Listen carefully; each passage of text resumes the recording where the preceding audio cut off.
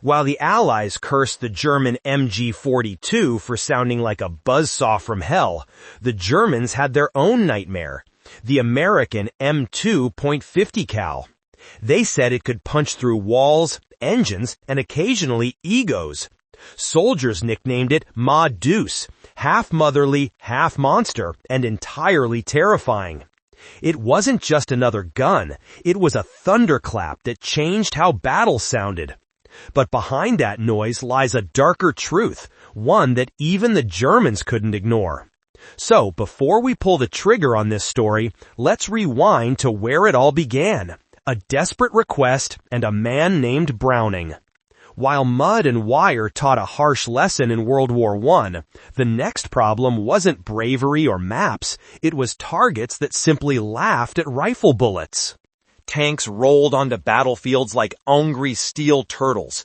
Aircraft began skimming above trenches, and the old .30 rounds felt like spitballs against metal. American commanders noticed, grumbled, and then General Pershing did what generals do best. He made a demand that sounded simple and terrifying at once. He wanted a machine gun that could swat aircraft, gut light armor, and generally make life uncomfortable for anything that wasn't politely wearing thick steel. Enter John Browning, who took one look at the specifications, sighed, and set about making something Americans could complain about for a century. Browning didn't invent fear, he engineered utility. The logic was straightforward. Scale up the familiar. 30 design, and give it more punch, more range, and enough velocity to treat engines and armor like wet paper. The brief was blunt, roughly a half-inch projectile moving faster than anything infantry had trusted before. It sounded like overkill in a field where supply wagons and marching soldiers preferred lighter burdens, but war has a habit of rewarding blunt tools. The result wasn't instant glory. Early prototypes were heavy, awkward, and required a small army to move, but the idea stuck. If you could build a reliable, heavier caliber machine gun, you could change how forces planned attacks and defended ground. So the 30 lineage, modest and ubiquitous, got a stern, capable relative. What began as a pragmatic answer to new battlefield threats slowly became a weapon that would outlive fashions and tactics and quietly, stubbornly, earn itself a reputation and a nickname that would echo through decades of conflict. While the idea of a half-inch thunderbolt sounded brilliant on paper, the first real versions arrived like a gift-wrapped problem. The early Browning designs were water-cooled beasts that demanded respect, and at least 2 strong backs and a small wagon train to move. Imagine a weapon that needed a crew and a picnic table just to be useful. It was robust, reliable in its own stubborn way, but awkward as a tank in a ballet.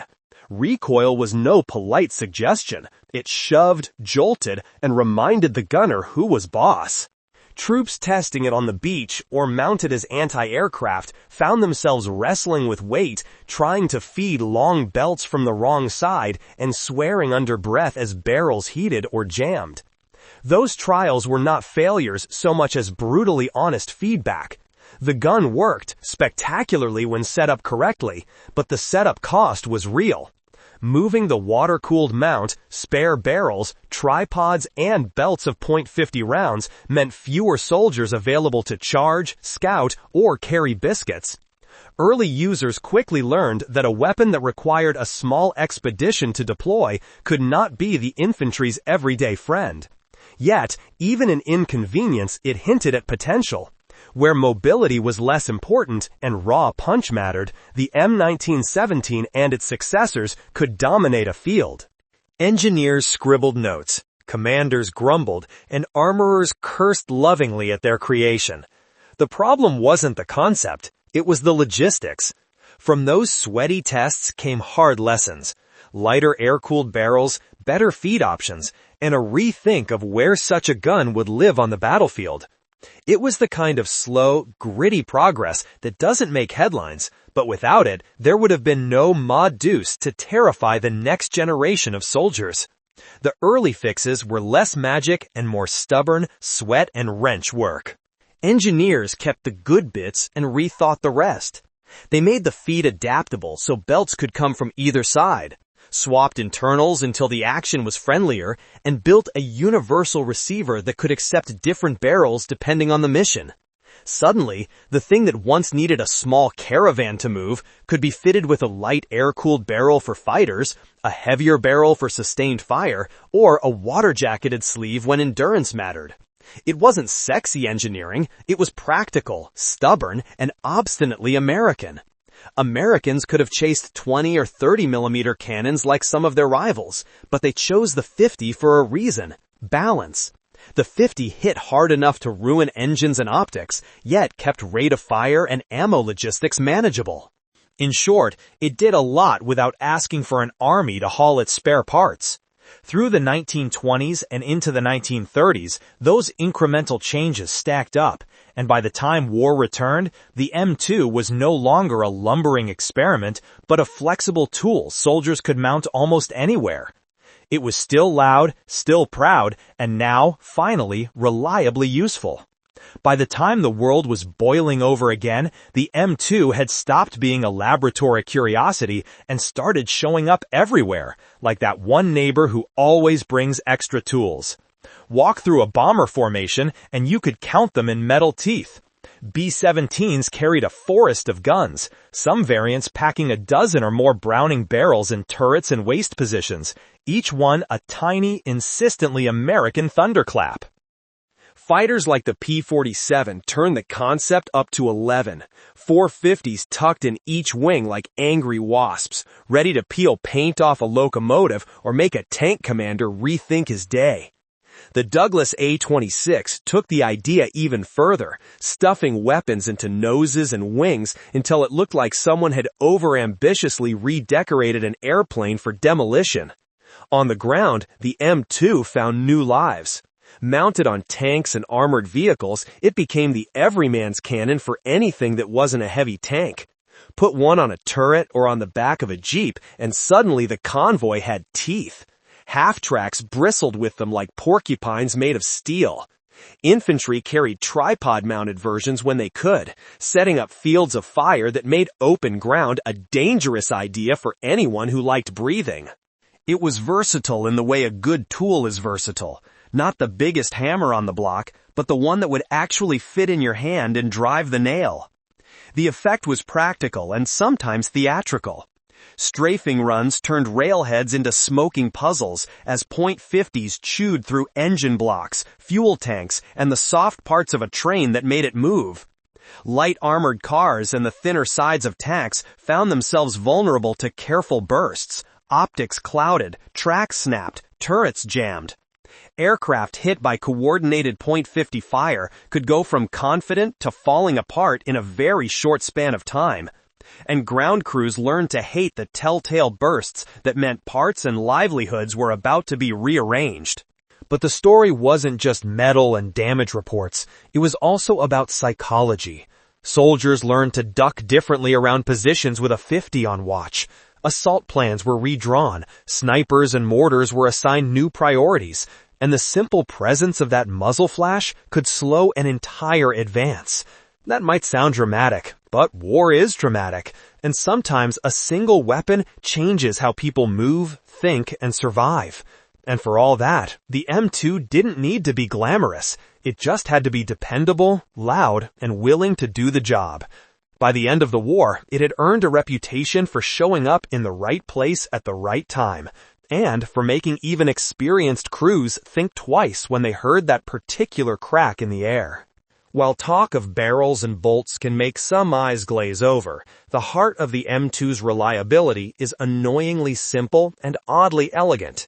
When the gun fires, the barrel and bolt start out locked together and shove backward as a unit for a hair, roughly the length of a thumbnail. And in that brief dance, the case is still supported while the pressure in the chamber drops. Then the barrel stops, the bolt keeps going, the spent case is pulled free and flung away, and the whole mechanism pushes forward to load the next round. It's short recoil in plain clothes, A tiny, brutal choreography that keeps cases from exploding out of the chamber and keeps the feeding smooth enough that gunners can actually trust the thing when the bullets start singing. Why does that matter in real life?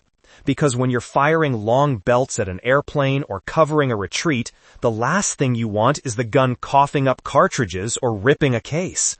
That short, controlled movement protects the cartridge until the risk has passed, and it makes the action forgiving under battlefield dirt and heat. It's less poetry and more practical enchants, a way to make heavy-hitting rounds behave themselves long enough to be useful. That mechanism also lets the M2 play with different barrels without losing its temper.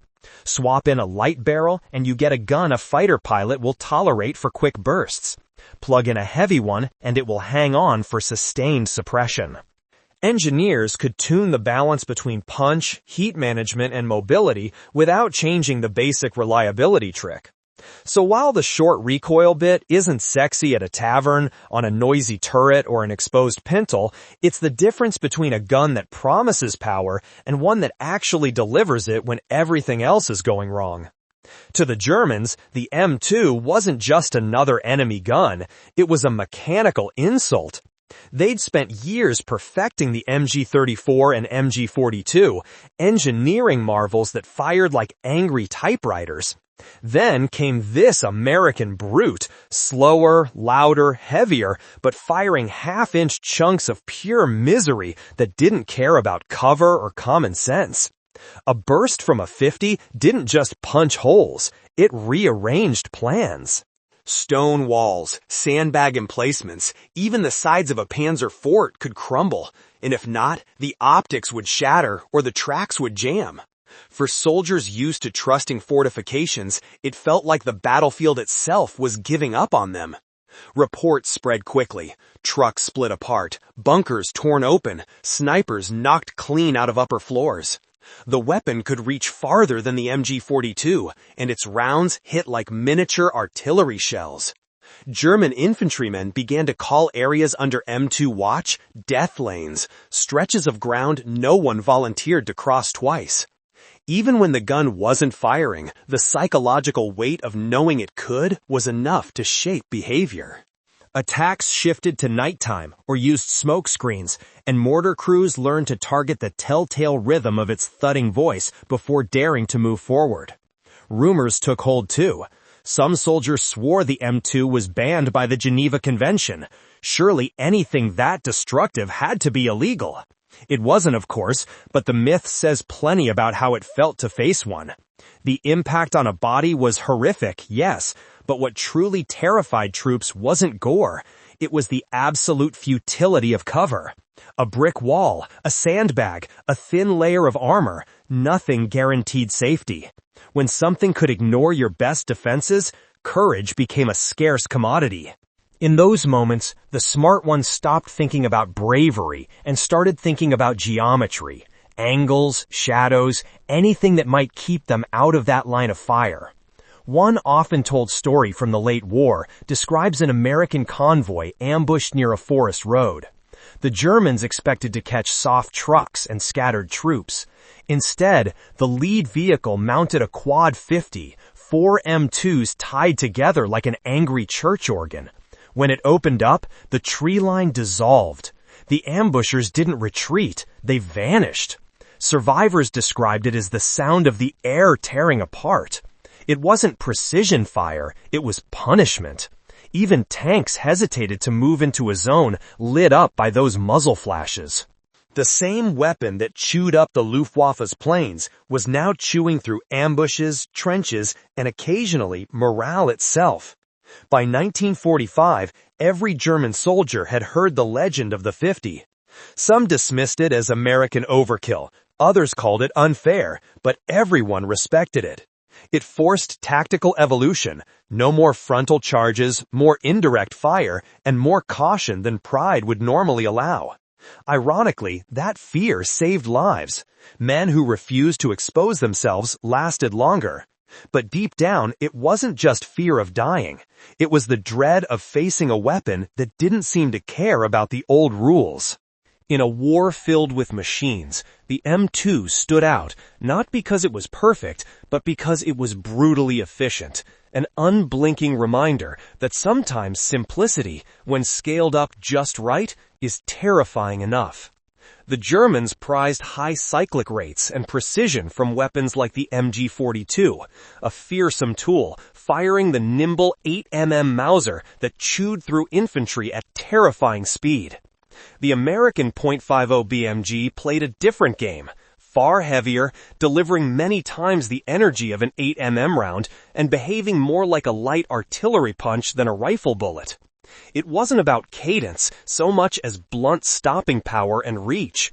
Where an MG42 shredded bodies and suppressed squads, a .5 could riddle engines, rip optics, and turn thin armor into fragile scrap. Der closeste Ding die Deutschen hatten in dem Neighborhood war der 13mm Heavy Machine Gun, used mainly on aircraft, but it never achieved the same ubiquity or ground roll der 50 did.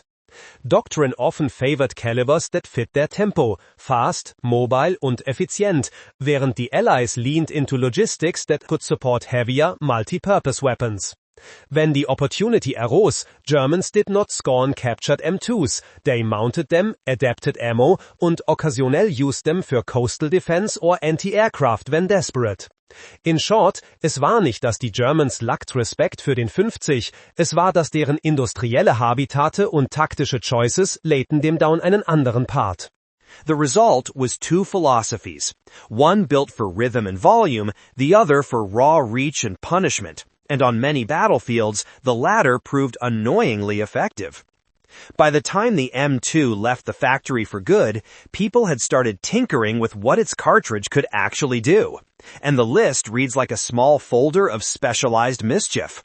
You had plain armor-piercing rounds that would bite into engine blocks and stubborn metal, incendiary mixtures meant to make fuel and fabric very unpopular, tracer rounds that let gunners watch where they were putting those insults, and hybrid rounds that combined armor-piercing, incendiary, and tracer features into one mean little package.